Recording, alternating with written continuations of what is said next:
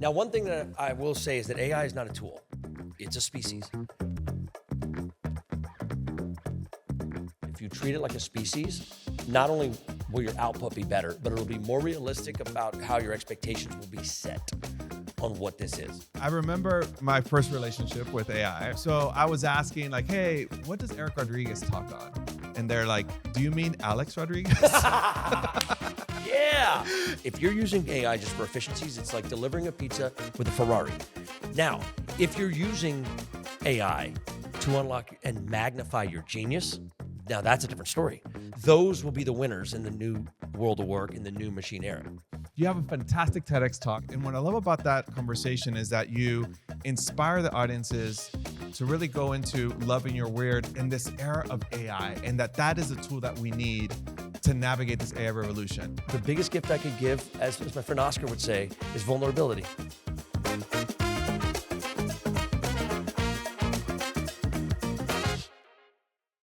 Welcome back to the Future Human Experience. I'm your host, Eric Rodriguez, and I'm so excited for this episode. I have a fellow friend, a mentor, a colleague in the space, author, TEDx speaker, Frankie Russo. Welcome. Thank you, brother. Happy to be here. Happy to be here. Frankie, what gets me excited about having our conversation is that you were also one of the first people 2 years ago. I don't think I've thanked you enough for this, but you were one of the first people that shared your platform with me when I was starting my work. And you welcomed me with open arms. You basically just shared with me, Eric, whatever you need, I'm here for you. I'm telling you right now, my friend, you lived up to that for the last 2 years. Just thank you for your generosity and just being there for not only myself and so many others in our communities. Oh, I appreciate that, brother. And that just, all that means is that you're actually extra weird.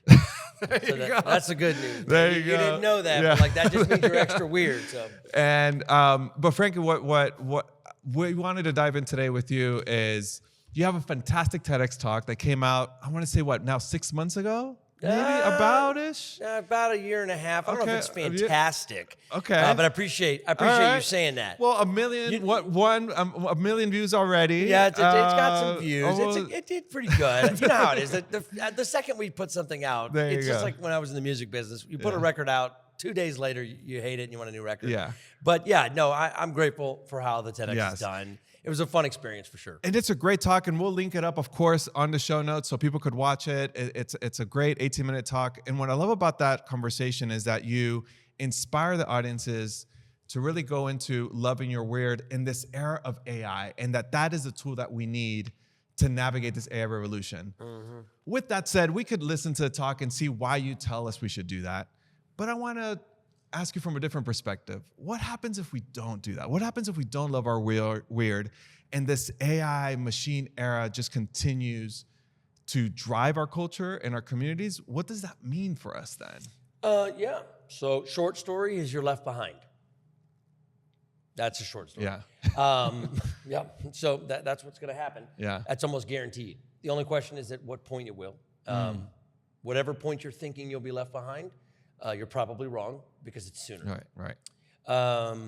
So what's with the whole love your weird? How could loving your weird save us from robots, right? Yeah. Like that's weird just hearing that coming out of my mouth. But the thing is that, where this all came from was this idea that initially, I wrote this TED Talk at the end of 2023. Okay, so this was still pretty early in the game. Yeah. A lot of the stuff that's in my TED Talk now is been adopted. It's more normal now, which is kind of funny. Yeah. But that's how it works. And the whole idea was that if you don't, the machine's going to win. Yeah. Okay. And so the only way to beat the machine is to let it win. So that's the first thing. Yeah. We will not beat the machine. A lot of people are out there, like right now, they're kind of wrestling with like, oh, I can't make as good a graphic design as I can. Yeah. It can't write a book as good as I can. It can't do this. It can't do that. And then all of a sudden we see something come out and like, oh, wait, yeah, it can. Or like Sora was one of the great inflection points that came out where like now you have one line of text and it's like, there's a movie. So whatever we think it can't do or whatever we can't see, our best assumption is that will be what is next. Yeah. So the whole love your weird thing is really about that weird kid that so many of us abandoned when we signed up for the grown-up gig. Because the thing about when we're 5, 6 years old as a kid, there's a lot of different research, and I talk about this in the talk, but a lot of the research points to like 98% of us were a genius. We just unlearned that genius. Yeah. And it's because of conditioning, and it's because basically things that you couldn't see or make believe became less important when we went into school and we went into these different settings. And so it's a real issue when we're trying to step into this new space. Yeah. We're trying to figure out how do we navigate something we can't see. And it turns out that part of us, that point in our life, the one thing that was consistent with all of us at 5 or 6, no matter what we were into, we believed 100% that what we were playing was possible. Yeah. We believed. Now, we were dead wrong, but we believed. And that is the element going into an era where we can't see what's going to happen next, because whatever it is we can't see, it's going to happen. I mean, like I said, Sora, all these different tools, like these things didn't exist a year ago. Yeah. 2 years ago, they were impossible. Yeah. And yet here they are. Well, Frankie, let's dive into that a little bit more. I mean, now let's put on the lenses of not only a parent, but a tech entrepreneur. Like, you've seen all these aspects of not only building a company, but also raising kids in this era. If you were able to navigate this world now, like, what would be your recommendation if you were to build either a school system from scratch or try to build a company culture from scratch on making something that's not only sustainable, but people could grow into these spaces? Yeah. What are you thinking? Well, first off, when AI first came out and they banned it at schools was the dumbest shit I ever heard. Can you bleep that out? Can you curse on this? Okay. It's on YouTube. Anyway, it's the dumbest shit I ever heard. So, because that's like when they told us when we were kids that we're not going to have a calculator in our pocket. Right? It was like, oh, okay, look at us now. Yeah. So it's like saying you're not gonna have a robot in your pocket. You're gonna have all that. Like, so this is gonna disrupt the education space in such a massive way. It's scary. I don't envy, honestly, the education space right now, because there's a lot of things that need to be adapted, and there's not enough time to do it.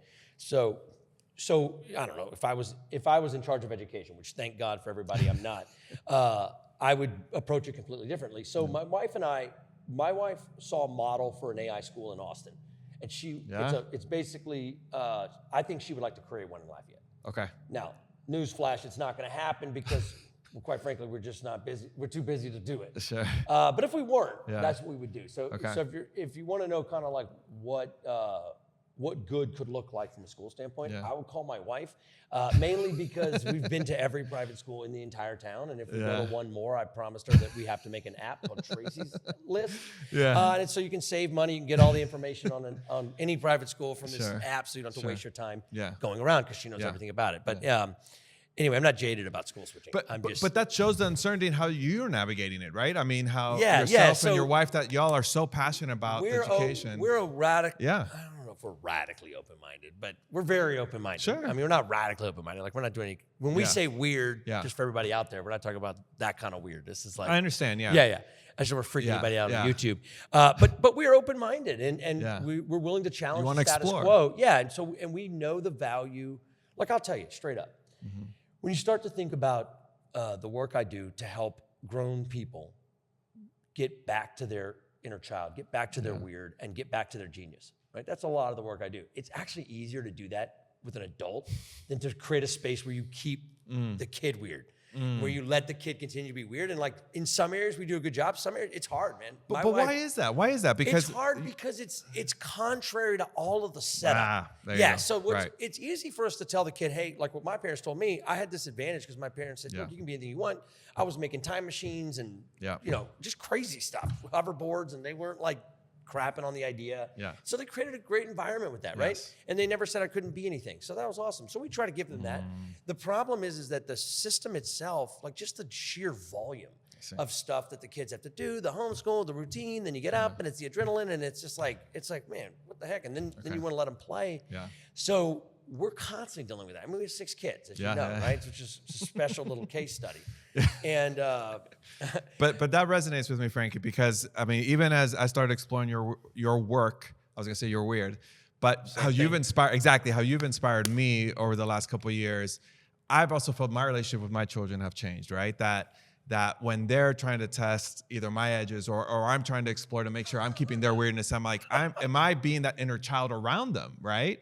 And it's funny right now that my wife Lorena, she looks at me, she's like, man, you're just like a kid like them. And I'm just thinking like, that's cool. Like, that's exactly what Frankie and I spoke about 2 years ago. Yes. Right? And so much easier said than done. Yes, I will tell you that in my house, when my wife gets angry and we're in a fight, her new thing is she likes to bring up my body of work in it.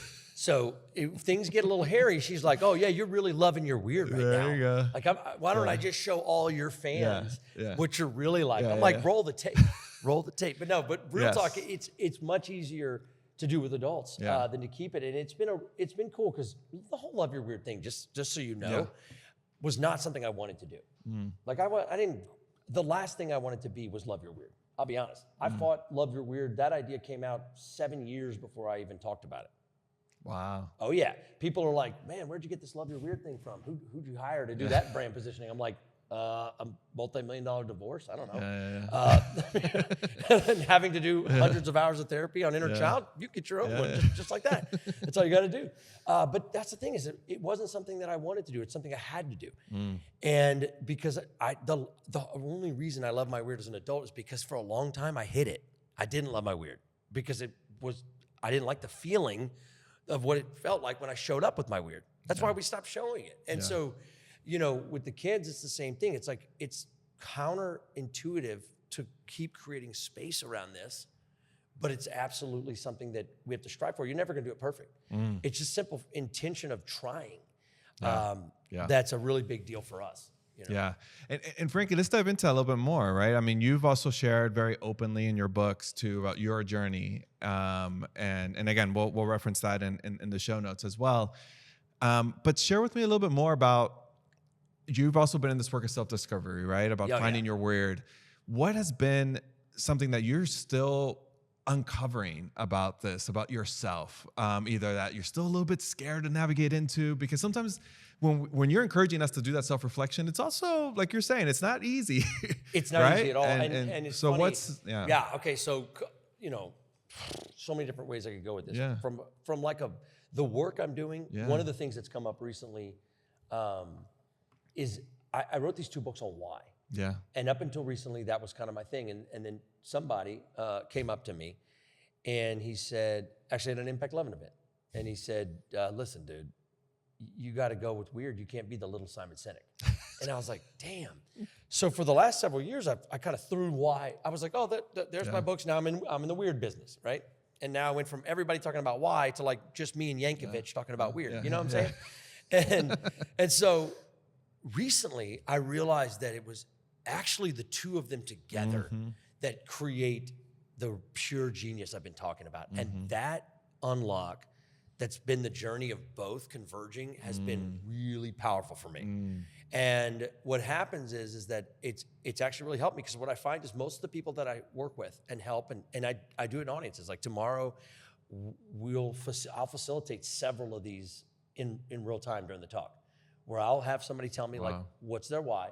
And lately what I've been doing for the why is like, it's basically, what's your expertise? Like for you, you help organizations innovate and navigate the future. And especially, you also do that with education. So that's what you do, right? That's your why. Yeah. Okay. A lot of people do that. That's where your weird comes in. Yeah. And what I find is that either someone is over-indexed on their why or they're over-indexed on their weird. And it's when you balance the 2 at that intersection. Like for example, a lot of people talk about growth or going from stagnation to growth, which is what I help organizations do. But not that many people talk about growth or continuous growth and where it intersects with the collective genius. And if they do talk about that, which is not probably happening, it's probably their unlock for the collective genius is probably not to love your weird. You know? So I'm constantly having to self-reflect on it, constantly having to challenge my own beliefs. I mean, I'm in the middle of a trial right now. Like I'll tell you straight up. I'm in a trial right now, wrapping up my final community property. Okay? And I don't mind being open about that. And I'm going to tell you, I don't like where it's going. And one of my big slogans from the stage, every stage, is that fear of failure is the enemy of growth. And I tell every single person in the world that failure is a gift. You hear it over and over again. And so like the last 2 weeks, I've been getting punched in the face with my own words. It's reality, man. And that's kind of my thing, is I've realized the biggest gift I could give, as my friend Oscar would say, is vulnerability. Yeah. All right. And it's true. It's like, if you lead with vulnerability, like you can't beat it. You can't kill it. Absolutely. It's not what they're expecting. Hell, it's probably not what you were expecting. Yeah. But it's reality. And it does hurt, but it doesn't change the fact that it's the truth. Yeah. And the fact is, it's a gift, because I'm going to come out of this and be able to go even deeper and be that much more useful. And what you're saying, Frankie, is that you're asking all of us to be more human, right? In this era of AI, in this era of machines, you're just asking us to have those human experiences. Yeah, all I'm asking people to do is give themselves permission to be what they already are. We all have these pretenses and ideas. I grew up with them, okay? And I didn't even have the worst set of pretenses that a lot of people out there do. And I didn't have the worst trauma that a lot of people do. And those things create masks, and those masks are heavy. And they get in the way of that raw gold that we need to do these things at work that people are looking to do. There's a reason why we can't do it. It's like, 'cause we haven't even started by taking the masks off. Yeah. Like, let's start with that. And then from there, we can start getting into some of these other beautiful things, like permission to play, permission to ask 329 questions. Yeah. Which is what each one of my kids asked. Well, let's go into that, right? So as we're navigating this, as we're navigating our humanity in this work, and now we're intersecting this in this world of AI, how do we navigate this world of AI on the sense of vulnerability, like our friend Oscar Pineda is doing in one of his new books? But more importantly, how are we making sure that we're using AI to expand the human experience versus just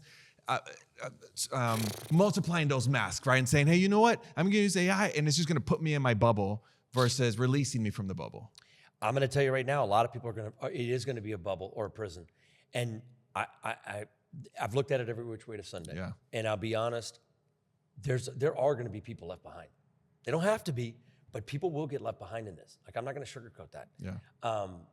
There's a dark side to the AI piece. But it's just like anything else. It's our choice. Yes. Now, one thing that I will say is that AI is not a tool. It's a species. And whether or not you believe it's a soul. So I was in DC last week at a showcase, and there, I forget what the association was, but it was like the legit artificial intelligence association, where the real scientists and all the real biggest of the biggest names in AI come together and argue about this stuff. And a big debate right now is it really intelligence, or can it be a being, or is it just a tool? Yeah. And what I can tell you is I don't freaking know exactly what it is. But what I will tell you is that if you treat it like a species, not only will your output be better, but it'll be more realistic about how your expectations will be set on what this is. Okay, so I'm not saying it's a species yet. Maybe I'm not. Hell, what do I know? But when you treat it like a species, give it a personality like a species, talk to it like a species, and the output's different. Yeah. So a lot of people will use it as just a way to create efficiencies that allow them to do less. And those are the people that will be left behind. If you're using AI just for efficiencies, it's like delivering a pizza with a Ferrari. Yeah.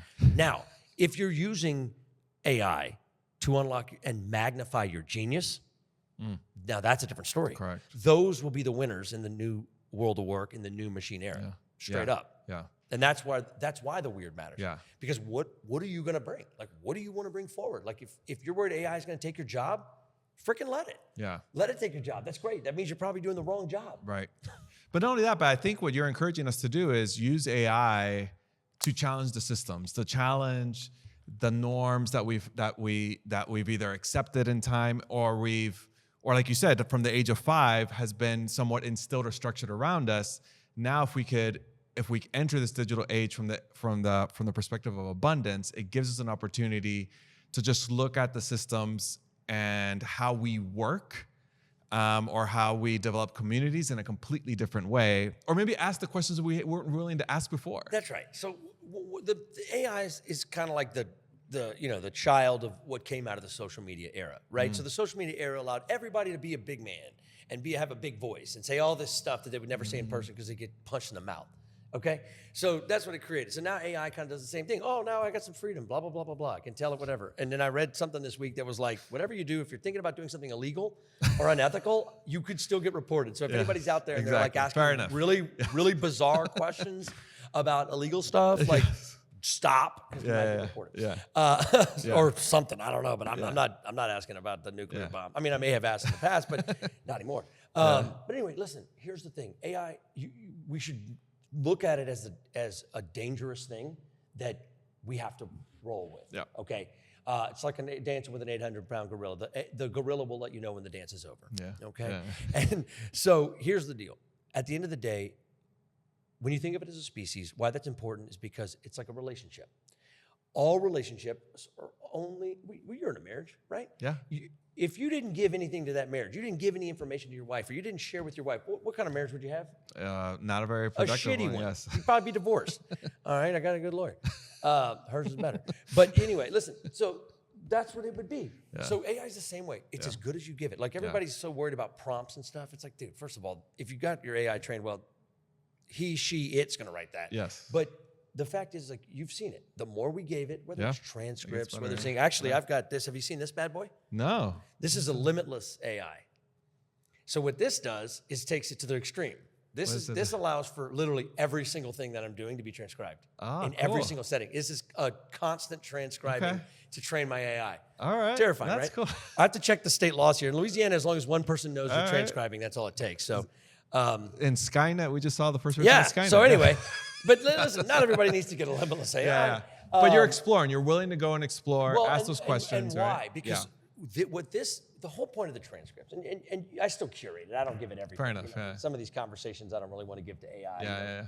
For legal purposes. Sure. Yeah. But that's fair. But the idea though is that the transcripts, it's a window into how I roll. Yeah. And it's a window into like my conversations, right? Yeah. And so that's what ends up happening. And the more we give it about us, the better it gets. You've seen it. Like and that's the thing. If I try to get my AI to write as good as your AI about you, it's never going to happen. It's super personal. Yeah. It's all of a sudden creating this unique thing. And now when you bring it your problems, it's this really powerful co-pilot. Correct. That can really build some stuff together. Yeah. And you want to get a head start on that. That's cool. So Frankie, you just brought up the notion of a co-pilot. I mean, right now with your limitless AI, that's a perfect example of it. You're not only transcribing your experiences, but the idea of it being a co-pilot is a wonderful, positive experience you could have. And that is great. And I think that's what we all aim for. There's literally a product called Copilot that Microsoft has, right? With that said, there's also been experiences that we have a Copilot, and then eventually that pilot just starts like, steering the wheel a little bit more for you. Yeah, you go and get a cup of coffee. Exactly. And all of a sudden you come back and you're like, wait, I'm not the one navigating this anymore. It's something else. I'm hanging out kind of a lot by the drink cart. Right? And how, with that said, how does our work on doing that that self-reflection work, finding our weird, is going to help us navigate that co-pilot experience and know that, hey, that co-pilot's going to just know more about us in the future, but darn it, it's going to empower me more to be a pilot in this human experience. Listen, AI is going to be a mirror just like any other relationship is, okay? If you treat your wife like shit, you're going to have a shitty relationship, okay? And it's just like in a relationship. All you have to, if you take away nothing from this conversation, if you just start treating AI like a relationship, you're on the right track, straight up. Yeah. But the fact is, all relationships, especially with your partner, your significant other, is a mirror. Yeah. And so AI is going to be a mirror. So if you don't have a drive and if you don't really want to create something and you're not trying to lean into it, it's going to be whatever it is. Like for me, it's like 1,000 stallions that I'm riding as hard as I can for the entire time I'm at work. Yeah. Like a crazy man. That's how I do it. You know what I'm saying? Yeah. And it's great because I can do that, and I'm not like offending people, and I'm not. It's my whole company culture right now is like 1,000 robots. Yeah. So it's great. Yeah. As far as that goes, we have a great company culture. But it's great not only that, Frankie, for someone like myself and folks that have been following your journey, because we're able to tap into your expertise in this space. And again, it's not saying that anyone's doing it perfect in this space, but you're willing to go and explore these edges. And for that, I thank you for your work. Thank you for bringing the humanity in this space that we're building out in the 21st century. Because we're all aspiring to build this better future for not only ourselves, but for our children and the next generation. With that said, Frankie, we also do something really fun with our guests. We ask them to, come up with either a surprise question or something you might be curious about. We've known each other for the last 2 years. Yeah. And we've been following our work. Anyways, what question do you have for me today? Oh my God. Let's see. If you were a character in Willy Wonka, which one would you be? Ooh. The character in Willy Wonka. Man, there's a part of me, character. like, I really relate to, man, I hate to say this, but maybe it was the remake. I relate just a lot to Charlie. Like, there's a part of me, like, I'm like, man, I'm gonna probably get too vulnerable enough. There's a part of me, I'm like, I don't think I'm gonna get the ticket, right? Like, and when I started this work, you were one of those first people that said, man, just go for it, right? And I remember just thinking, like, yeah, man, but I have this other stuff. I'm not gonna be the person on the stage. I'm just not gonna be that person, right? Yeah. And you were like, Eric, just do it. Like, just go for it. Don't take out flinch. those, exactly, right? Go take out those chocolate bars. Go and see what you have. Wow. Man, and anyways, that's immediately what I thought about. Is I just remember now thinking back to 2 years ago when we met, right? That you were just not only encouraging me, you were just saying, hey man, like, you never know what's gonna come out of this. So you just put yourself out there, be a little bit more vulnerable, tell your stories, tell what you care about, help others. Good things will happen. And a version of that. Yeah, and that's great. and so that for me right now, that's what resonates. Because not only do I have you here in Scottsdale where we're to jam, but you've been that for a lot of other folks too. You've just given us that encouragement to just, hey, just give it a shot, right? Definitely. Go and try. Let's go. And be of service to others. And so for that, Frankie, we thank you. With that said, how can people stay connected with you? How can people come to you, follow work? Of course, we'll have your books and your TEDx talk on the links in the show notes, but how else can people follow the work that you've been leading? To answer your question, I wanted to be Willy. I would be Willy Wonka. I would be Willy Wonka. Yeah. I mean, you probably guessed that part. But anyway, so how do they get in touch with me? You go to whatever relationship you have with whatever AI you have and ask it about me. Oh, nice. Yeah. Go to one of the, I don't know, Perplexity, Copilot, DeepSeek, Manus, love that. ChatGPT, Claude. I don't really give a shit. That's cool. It's all there, so give it a shot. I mean, like that, Frankie. I'm not as SEO friendly as most, but there's enough on there. You are. There's enough on there. So let me tell you a quick story as we wrap up, right? I remember my first relationship with AI, right? And then asking it all, we know each other, we're right? rolling right now. Is that okay? Yeah. So I was asking, like, hey, what does Frankie Russo talk about? What does Paul Epstein talk about? What does Sterling Hawkins and Aaron Stafford, like all these great This was speakers. early on? Early on. Oh, Yeah. And they would answer me, and I was like, great. And I was like, what does Eric Rodriguez talk on? And they're like, do you mean Alex Rodriguez? Yeah. And so I was like, wow, I really do have a lot of work to do. Yeah. And now it's been really cool to see it, like, Yes. It's been cool. A couple of things. Yeah. So the real litmus test, just so you know, yeah. and then we'll close, or you can. Yeah, take we're this how close. you want. Yeah. So the litmus test is that you have to check somebody else's AI. So like, Yes, if you want to know how yours is doing, check There you go. Oscar's or mine. Got it. If you ask your own, I've never met a more codependent person than artificial intelligence. It's the most There codependent you go. person I've ever met in my Well, life. so It will tell you whatever you want. So that'll be the ask for our audience. Check your AI. Ask them about Frankie Russo. Ask them about Eric Rodriguez. See if we pop up. Share those comments on the notes. Yeah. If you don't, you can go back to the cryptic days of Google, whatever. Awesome. But try not to. Frankie, thank you again for being part of the Future Human Experience. Hey, glad to be here, brother. Awesome. Hey everyone, this is Eric, the host of the Future Human Experience. The reason why this podcast was created was to be a platform for others to really bring these conversations to life. So if you're enjoying this content, please like and subscribe. It will really help our channel and expose these ideas for others. Thank you.